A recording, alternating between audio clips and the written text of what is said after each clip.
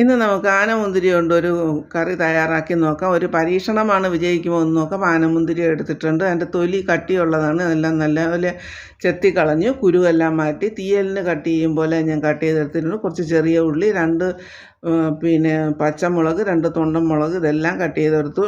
വലിയ തേങ്ങയുടെ ഒരു പകുതി എടുത്തു. അത് ചിരകി ഒരു പാൻ അടുപ്പത്ത് വെച്ചു. തീയലിന് മൂപ്പിക്കും പോലെ മൂപ്പിച്ചെടുത്തിട്ടുണ്ട്. കുറച്ച് വെളിച്ചെണ്ണ കൂടെ ചേർത്ത് തൊട്ട് പെട്ടെന്നൊന്ന് മൂത്ത് വരാൻ വേണ്ടിയിട്ട്. തേങ്ങ വാടിയതിന് ശേഷമാണ് വെളിച്ചെണ്ണ ചേർത്ത് ഇതിൽ മൂത്ത് വരാനായിട്ട് പ്രയാസമാവും. ഒരു 1.5 ടീസ്പൂൺ മല്ലിപ്പൊടി, 2 ടീസ്പൂൺ പിരിയൻ മുളക് പൊടി, മഞ്ഞൾപ്പൊടിയും ചേർത്ത് തൊട്ട് ഒരു കഷ്ണം ചെറിയ ഒരു പീസ് പുളിയൂടെ ചേർത്ത് അതിൽ നന്നായി വഴറ്റി മൂപ്പിച്ചെടുത്തു.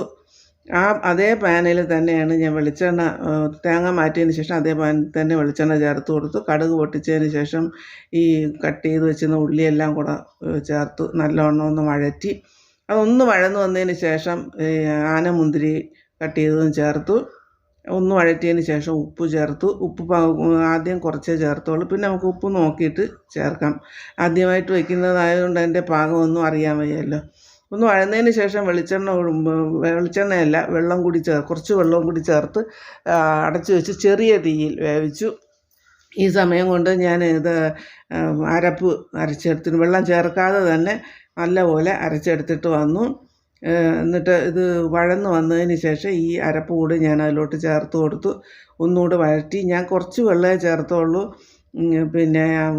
ആദ്യം തയ്യാറാക്കുന്നത് ഞാൻ പറഞ്ഞല്ലോ, അതുകൊണ്ട് അറിയാൻ വയ്യ. അപ്പോൾ അതിങ്ങനെ കുഴമ്പ് പോലെ ഇരിക്കട്ടെ എന്ന് വിചാരിച്ചു. വെള്ളം വേണമെങ്കിൽ ചേർത്ത് കുറച്ചുകൂടി നമുക്ക് ചാറാക്കി എടുക്കാം. ഈ രീതിയിലാണ് ഞാൻ തയ്യാറാക്കിയത്. ചോറും തൈരും തീയലും.